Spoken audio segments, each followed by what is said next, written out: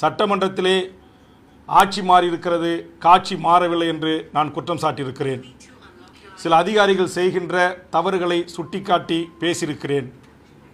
ஆக இதையெல்லாம் மனதில் வைத்துக்கொண்ட அதிகாரி பெருமக்கள் வேல்முருகன் இந்த கூட்டணியில் தொடர்ந்து கூடுதல் இடங்களோடு மீண்டும் தமிழக சட்டமன்றத்திற்குள் வந்தால் அவர்கள் செய்திருக்கிற லஞ்ச லாவண்ய ஊழல், தமிழர் விரோத நடவடிக்கை, பாசிச சங் பரிவார கும்பல்களுக்கு ஆதரவாக திமுக தலைமையிலான அரசிலே இருந்து கொண்டு கோலோச்சுவது எல்லாம் இன்னும் வெட்ட வெளிச்சமாக தோலுரித்து காட்டுவார் என்கிற அச்சத்தின் காரணமாகவும் இன்றைக்கு என்னை திட்டமிட்டு திமுக தலைமையிலான கூட்டணியில் வெளியேற்றுவதற்கு தமிழர் அல்லாத, தமிழர் விரோத, தமிழினை உரிமைக்கு எதிராக, தமிழ் ஈழ விடுதலைக்கு எதிராக, சமூக நீதி லட்சியத்திற்கு கொள்கைக்கு எதிராக இருக்கின்ற அதிகாரிகளின் பேச்சையும் அவருடைய அறிவுரைகளையும் கேட்டுக்கொண்டு திமுக தலைமை தமிழக வாழ்வுரிமை கட்சியை புறக்கணித்திருக்கிறது.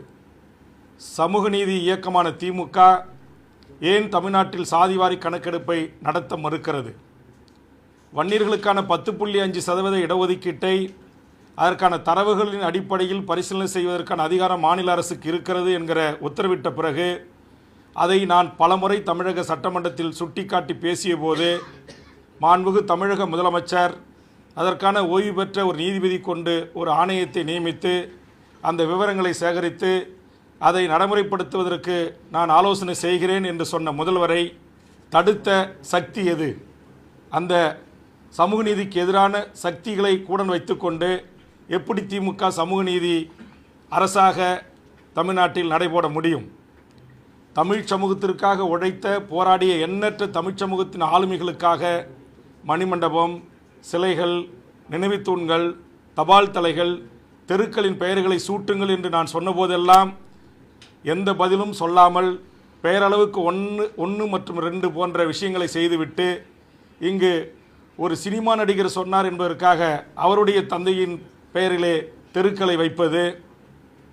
ஆக ஒரு சமூக நீதி அரசு சாதிவாரி கணக்கெடுப்பு நடத்தி ஒரிசாவில், பீகாரில், இதுபோன்று பல்வேறு மாநிலங்களில் சாதிவாரி கணக்கெடுப்பு அல்லது புள்ளி விவரங்கள் எடுக்கப்பட்டு அந்த மக்களுக்கு சமூக நீதி வழங்குவதற்கான நடவடிக்கைகளை மேற்கொண்ட போது திராவிட முன்னேற்ற கழகம் என்பது ஒரு சமூக நீதி இயக்கத்தின் வரலாற்றில் தோன்றிய ஒரு இயக்கம் ஏன் என்னுடைய குரலுக்கு மதிப்பளிக்கவில்லை? தமிழ்நாட்டில் எண்ணற்ற தலைவர்களின் குரல்களுக்கு மதிப்பளிக்கவில்லை. இங்கே இருக்கிற சிறப்பு முகாம் மூடப்பட வேண்டும், ஈழத்தில் இனப்படுகொலைக்கு உள்ளாகி அங்கு சிறையில் கைது செய்து வைக்கப்பட்டிருந்த விடுதலை புலிகளின் தளபதிகள் உட்பட பலர் கூட, பெண் போராளிகள் உட்பட பொது மன்னிப்பு பல ஆண்டுகளுக்கு பிறகு அளிக்கப்பட்டு அவர்கள் மறுவாழ்வு வாழ்ந்து கொண்டிருக்கிறார்கள். ஆனால் தமிழ்நாட்டில் இங்கு பாஸ்போர்ட் ஆக்டில் கைது செய்யப்பட்டு நீதிமன்றத்தால் பிணை வழங்கப்பட்டு புழல் சிறையிலிருந்து அவர்கள் வெளியே வருகின்ற போது அங்கு வாசலிலே வைத்து அவர்களை கைது செய்து சிறையில் அடைக்கிறார்கள். திருச்சி சிறப்பு முகாமில் அடைத்து கொடுமைப்படுத்துகிறார்கள்.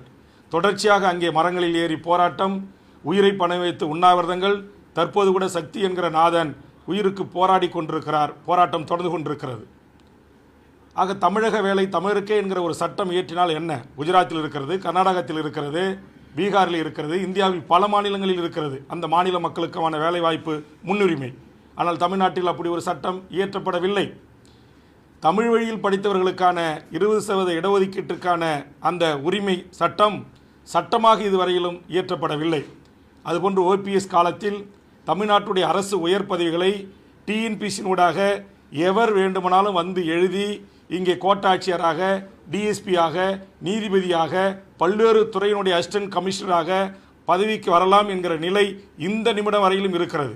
5 ஆண்டு காலமாக ஓபிஎஸ் கொண்டு வந்த அந்த சட்டத்தை ரத்து செய்யுங்கள் என்று நான் மன்றாடினேன். அது ரத்து செய்யப்படவில்லை. ஆக நான் தமிழக வாழ்வுரிமை கட்சி என்பது தமிழர் நிலத்தில் வாழ்கின்ற அனைத்து மக்களுக்குமான ஒரு கட்சி. ஆக இந்த அனைத்து மக்களுக்குமான கிடைக்க வேண்டிய சமூக நீதி கிடைக்கப்பெறவில்லை, வேலைவாய்ப்பு கிடைக்கப்பெறவில்லை. இங்கு மாணவர்கள், மீனவர்கள், தொழிலாளர்கள், விவசாயிகள் பிரச்சனைகள் தீர்க்கப்படாமல் இருக்கிறது.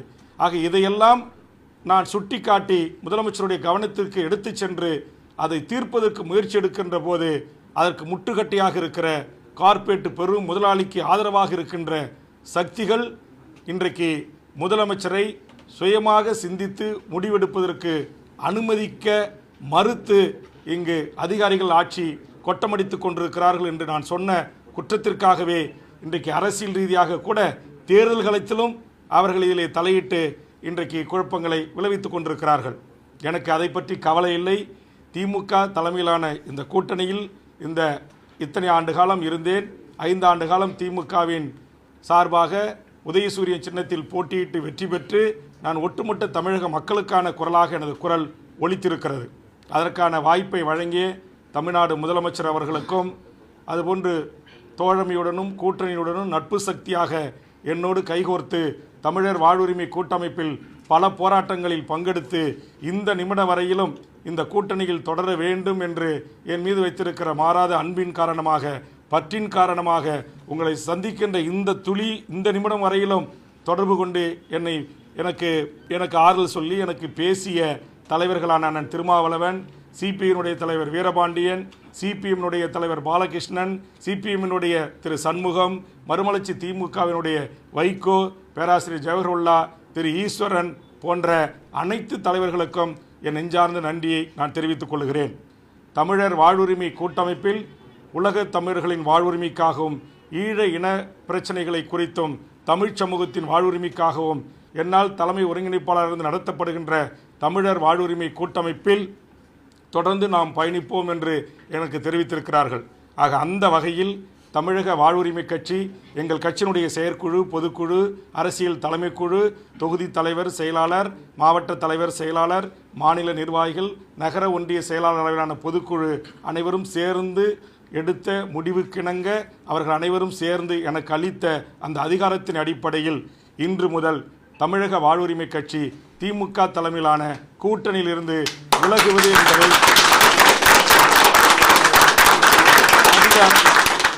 அதிகாரப்பூர்வமாக அறிவிக்கிறேன்.